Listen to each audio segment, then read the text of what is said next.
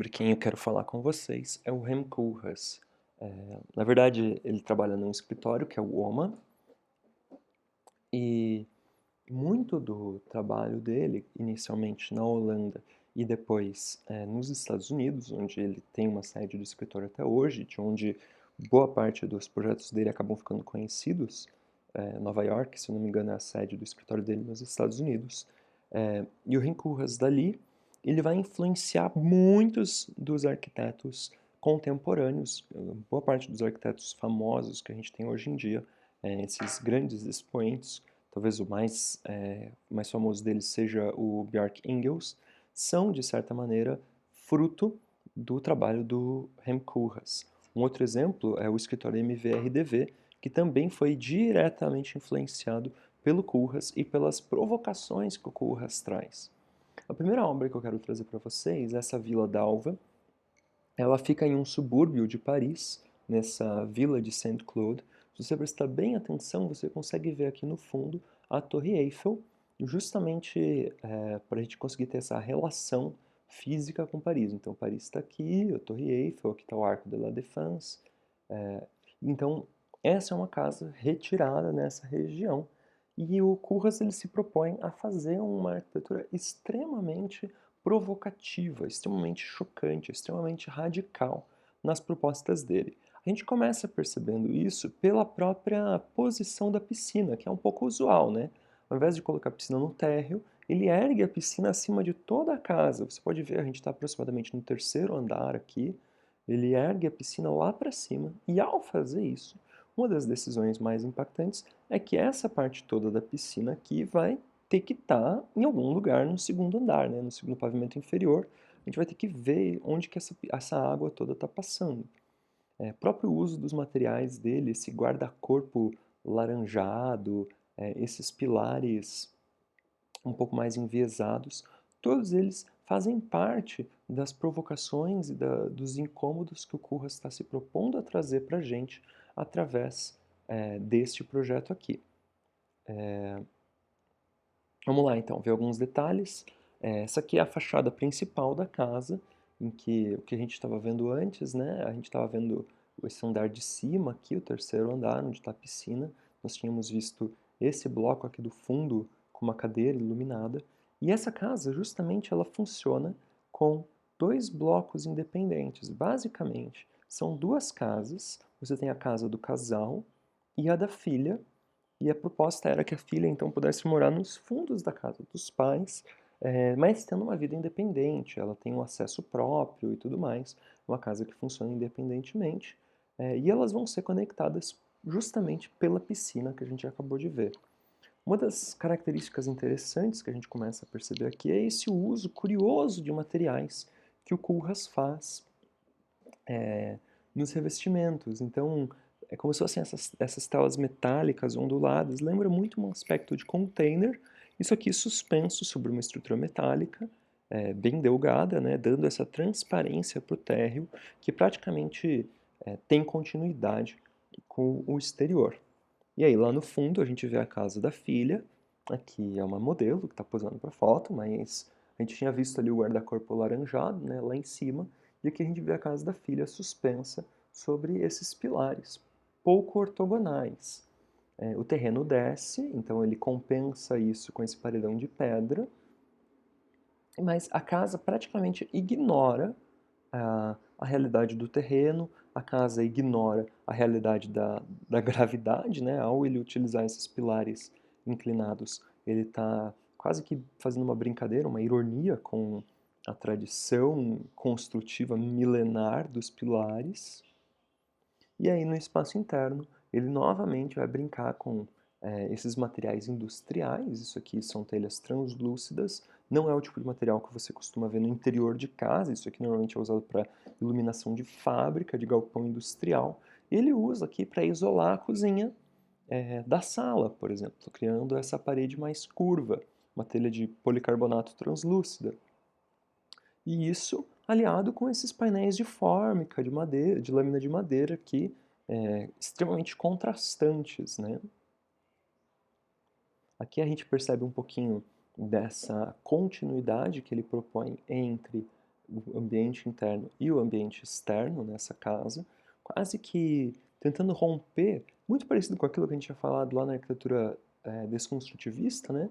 Tentando romper todos os nossos conceitos, todas as nossas ideias relativas ao que são cada uma dessas particularidades, o que são cada uma desses conceitos, né, desses paradigmas que a gente associa à construção residencial.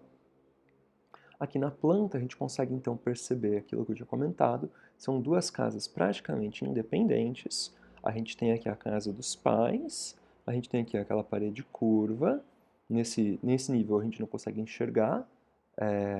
Essa aqui é uma planta, acho que do segundo pavimento, não tenho certeza. Isso é do segundo pavimento, é o pavimento onde estão os quartos, né? Então aquela parede curva ela ficou no andar de baixo.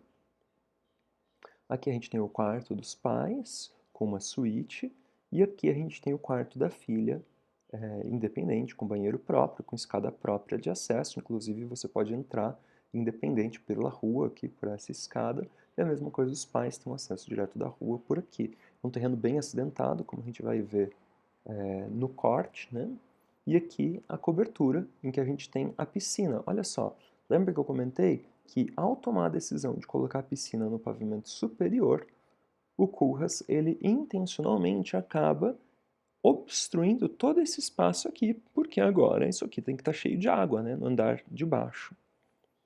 E aí ele brinca com essa passarela, então você caminha uma altura de 3 pavimentos, nesse ponto aqui, por conta do desnível do terreno, é como se você estivesse num quarto andar, com uma vista privilegiada de Paris e com uma piscina lá de cima. Ó, aqui a gente percebe bem essa questão então do desnível do terreno. Então você pode acessar o apartamento dos pais por aqui. Essa é aquela parede translúcida de policarbonato que a gente tinha visto. E você pode atender o apartamento da filha por esse lado. Existe um corredor de circulação que conecta os dois imóveis, mas eles podem funcionar virtualmente de maneira independente. Então, o Koolhaas propõe esse choque, essa radicalização. E aí a gente começa a perceber que ele não é um cara que está se propondo a brincar nas regras que a gente já conhece. Ele não está querendo, como é que eu posso dizer? Ele não está disposto a brincar no parquinho. Ele quer criar algo novo, ele quer radicalizar, ele quer mostrar novas possibilidades. E quando ele ganha o concurso para a Biblioteca de Seattle, é justamente isso que ele faz. Ele vai entender que não faz sentido ele projetar no século XXI uma biblioteca da mesma forma como as bibliotecas sempre foram construídas, porque a gente já percebeu que o mundo está em transformação. Então ele tem o desafio de tentar projetar um edifício que atenda a essas novas realidades, a essas novas funções.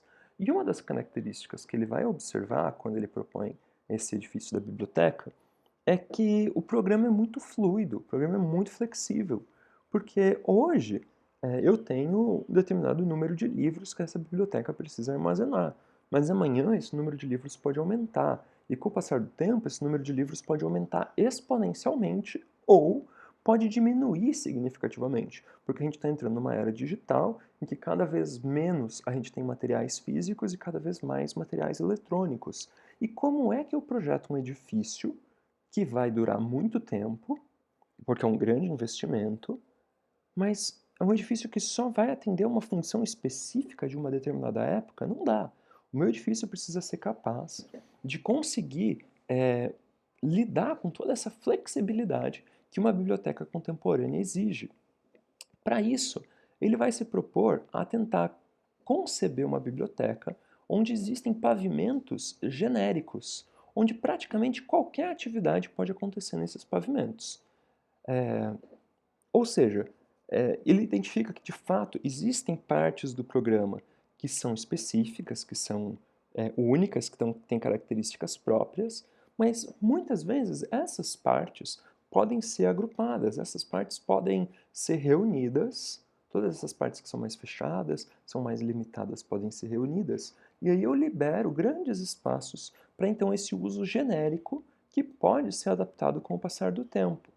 Ou seja, se o Shigeru Ban era um cara que entendia que ele como arquiteto precisava pensar na arquitetura até o momento em que ela é construída e a forma como ela vai ser ocupada, o Rem Koolhaas, ele também entende que a arquitetura dele precisa ser concebida levando em conta a maneira como ela vai ser ocupada e entendendo que essa ocupação ela não vai ser estática, ela vai alterar com o passar do tempo.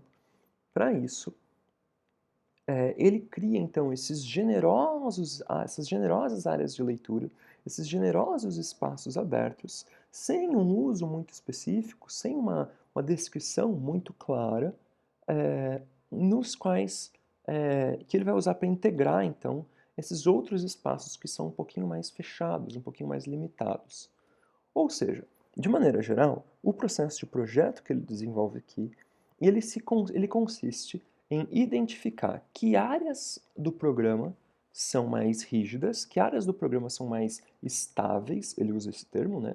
E ele identifica esses 5 clusters mais estáveis, coisas que têm uma característica um pouco mais rígida, que exigem propriedades mais fixas.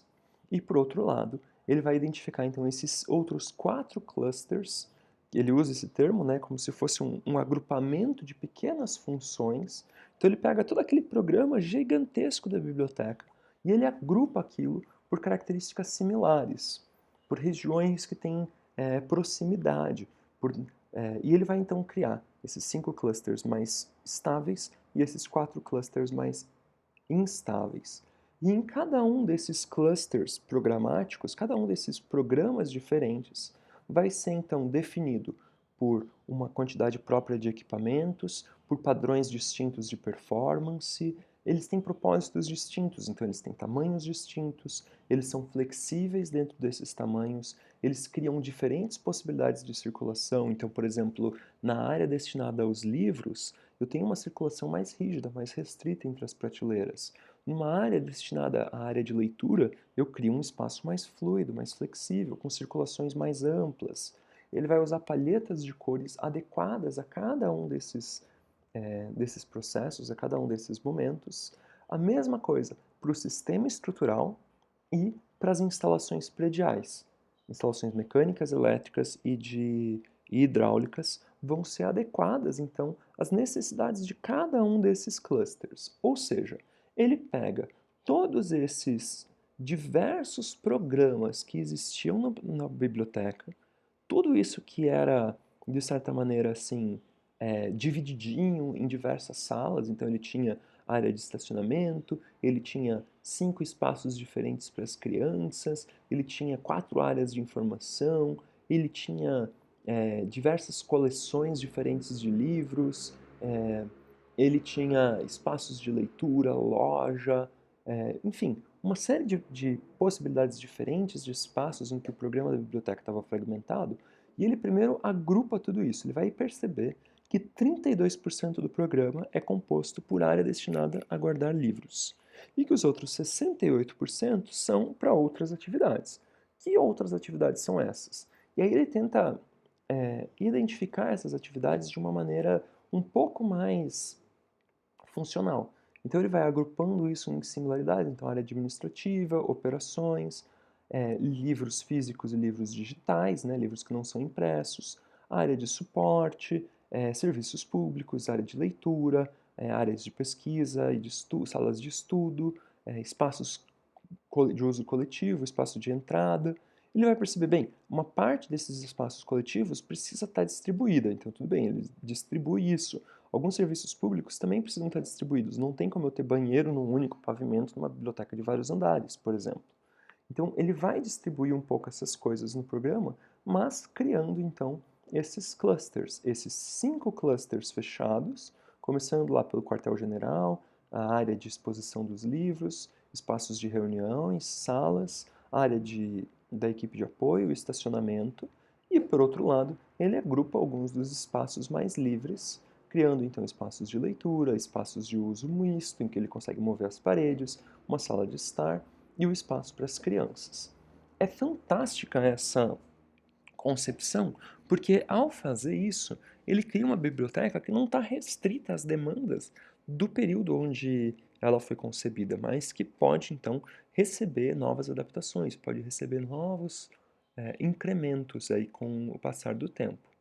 Além disso, ele não está restrito unicamente a projetar um edifício dentro do seu próprio lote, mas ele entende que esse edifício está inserido dentro da cidade de Seattle e que a cidade de Seattle tem características interessantes que podem ser aproveitadas. Por exemplo, uma vista panorâmica de uma avenida importante, então quem está vindo dessa avenida pode ter uma vista privilegiada do edifício, tem as montanhas rochosas, aqui especificamente o Monte Rainier, e tem a Bahia. Seattle tem localizada entre as montanhas e o mar.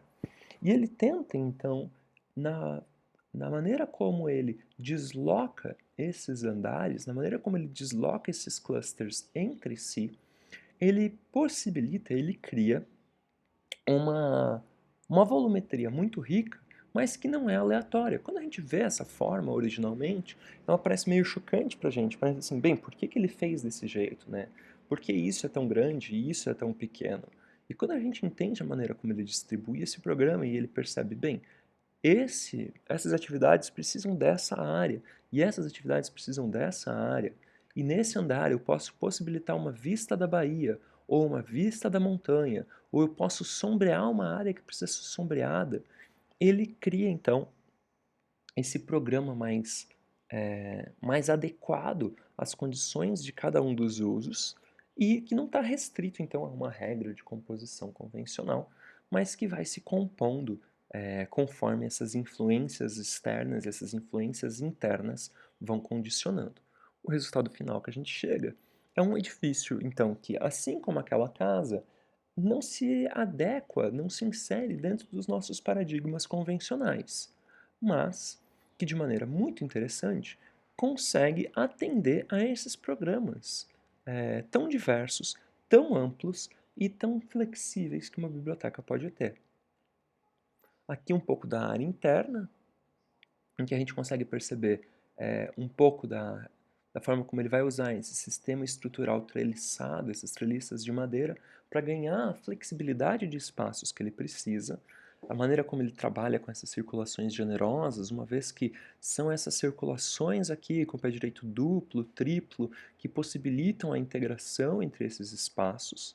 Então, aquilo, né, que vinha proposto desde o conceito em ele ter grandes áreas que se conectam entre si, vai aparecer para a gente na,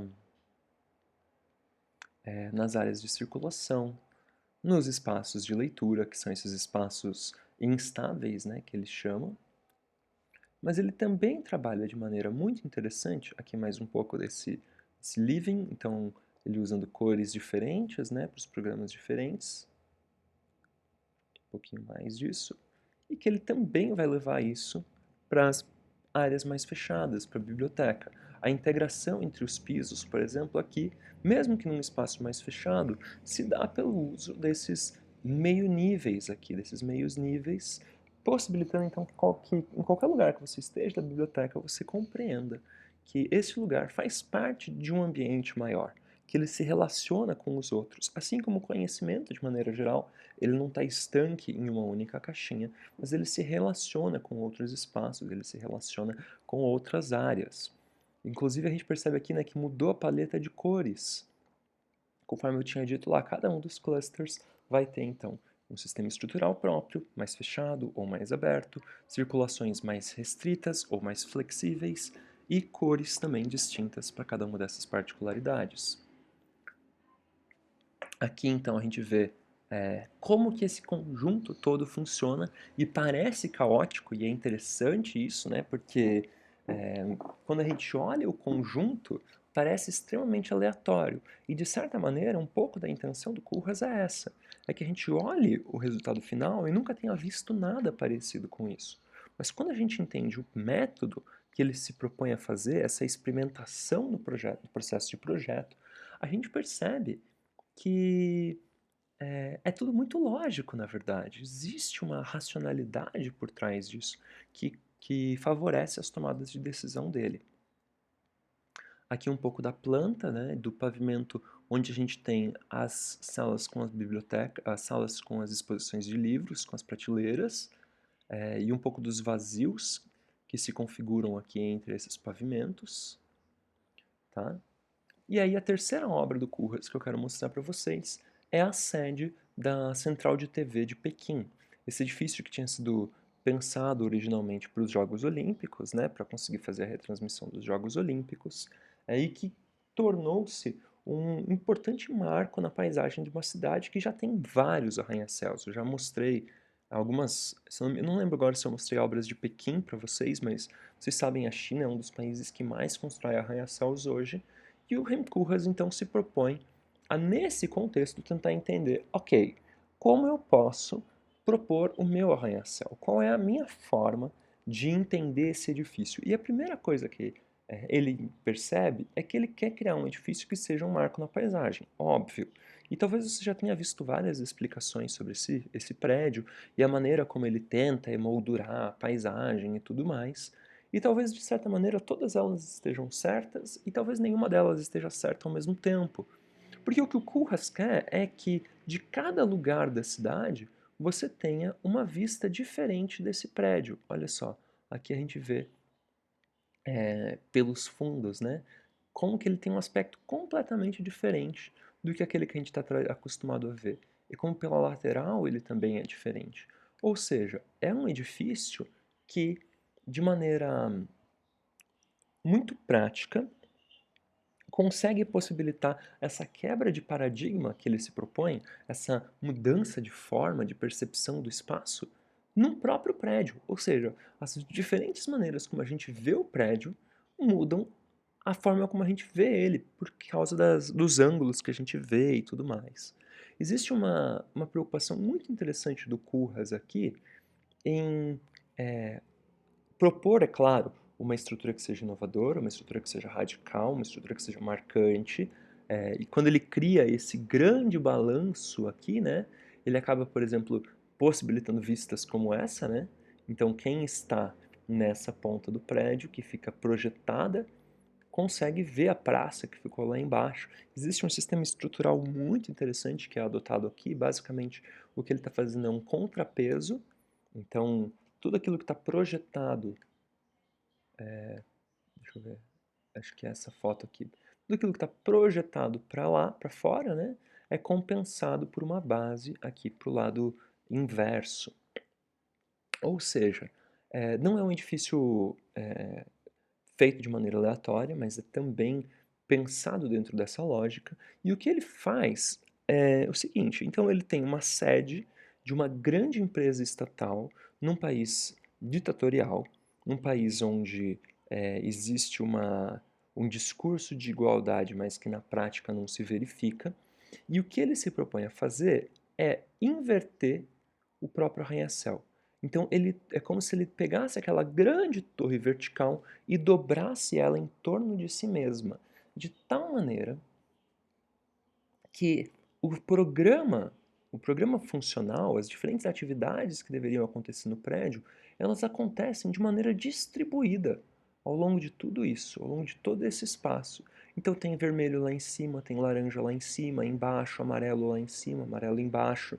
O que ele quer é possibilitar que todo mundo possa circular por todos os andares do prédio. Em geral, como funciona um arranha-céu? Quanto mais importante você é, andar mais alto você está. E lá em cima fica o diretor da companhia, a pessoa mais importante. E o que o Koolhaas faz aqui, então, é assim: bem, vocês não são um país que se propõe a ser igualitário, em que todas as pessoas podem ter acesso? Então ele vai brincar com isso, invertendo esse formato do arranha-céu e levando os trabalhadores, os funcionários, até o andar de cima, para trabalhar, para circular por lá. Aqui é um pouquinho da implantação que a gente pode perceber. É, então, esse edifício ele faz parte de uma grande praça, onde eu tenho outros edifícios que dão suporte às transmissões de televisão, né, da rede estatal. Aqui a gente vê um pouquinho do sistema estrutural, novamente, esse uso da treliça pela flexibilidade de forma que ela dá. E aqui a gente consegue talvez entender um pouco daquilo que eu quis dizer, né? Então, se eu tenho uma parte em balanço aqui nos fundos, aqui na frente, lá nos fundos eu preciso ter uma parte que compensa a projeção desse edifício. Essa é uma figura que eu acho interessante. Ela mostra um pouquinho das diferentes circulações que existem aqui, a maneira como elas se desenvolvem ao longo do edifício e como tudo é muito bem distribuído, né? Existem, é claro, algumas regiões onde existe maior concentração de pessoas, mas as circulações elas acontecem de maneira bem distribuída por todo o prédio. E aí, o Koolhaas ele não é um cara fácil da gente entender, mas olha só que interessante o que ele está propondo aqui. Ele diz o seguinte: as pessoas podem habitar em qualquer coisa, e elas podem ser infelizes em qualquer coisa e extasiadas em qualquer coisa. Mais e mais, eu acho que a arquitetura não tem nada a ver com isso. A arquitetura não tem nada a ver com o quê? A arquitetura não tem nada a ver com as pessoas serem ou não serem felizes. Claro, isso é ao mesmo tempo libertador e alarmante. Peraí, como assim? Não sou eu o arquiteto que faço as pessoas serem felizes? Bem, isso pode, por um lado, tirar o peso das minhas costas. Eu não preciso ser responsável pela felicidade das pessoas com o meu projeto. Por outro lado, e agora? O que eu faço? Qual é o meu papel? E aí ele vai dizer, olha, a cidade genérica, a condição urbana geral, ela está acontecendo em toda parte. E apenas o fato de que a cidade está acontecendo em quantidade tão enorme significa que ela é habitável. Ou seja, eu como arquiteto, eu como urbanista, eu posso ter todas as teorias que eu quiser sobre como deve ser uma cidade melhor, sobre como ela deve ser ocupada, como ela deve ser habitada. Mas mesmo que eu não pense isso, mesmo que a minha ideia não saia do papel, a cidade real continua sendo habitada. Ela continua se ampliando. Isso significa que ela, de alguma maneira, ela funciona. Ou seja, a arquitetura não pode fazer nada que a cultura não faça. Todos nós nos queixamos que somos confrontados com ambientes urbanos que são completamente similares. Nós dizemos que nós queremos criar beleza, identidade, qualidade e singularidade. Todo mundo quer fazer algo que seja muito marcante, algo que seja chocante, algo que chame atenção, algo que seja lindo. Por quê? Porque a cidade, ela às vezes ela é meio sem graça, né? Ela tem áreas que não são interessantes, mas essa é a cidade de verdade. Talvez esteja nessa verdade, talvez na verdade seja essa cidade que as pessoas tanto querem. Talvez essa cidade onde nem tudo é tão definido, onde nem tudo foi pensado, onde nem tudo foi radicalmente planejado, seja justamente a cidade que oferece o melhor contexto para as pessoas viverem. Ou seja, ao propor um pouco de caos, o Koolhaas mostra para gente que o excesso de planejamento talvez não funcione e que criar espaços flexíveis, criar espaços sem um uso definido e possibilitar que as pessoas ocupem esses espaços da maneira como elas acham mais adequado, talvez seja justamente o nosso papel enquanto arquitetos. Então, fica com essa reflexão, daqui a pouco a gente volta.